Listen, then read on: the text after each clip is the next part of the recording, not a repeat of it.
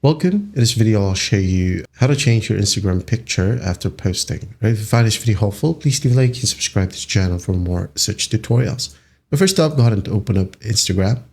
So as you can see here, go ahead over to your profile, tap on the post. And as you can see, we have a ton of pictures in here. So when you go ahead and click on edit or the three dots, right here we have edit.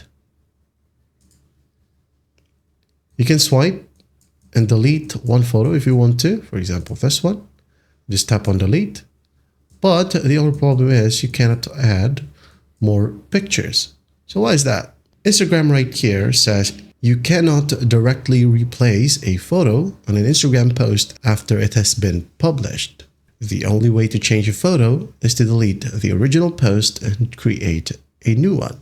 So if you want to,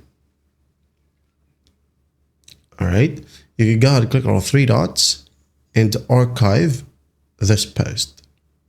Archive it or delete it if you want to. And then after that, you can now go ahead and add in or re-add the post with a picture that you want. Okay, now here are some important considerations before you do that. Deleting a post means losing all likes and comments, right, on that specific post.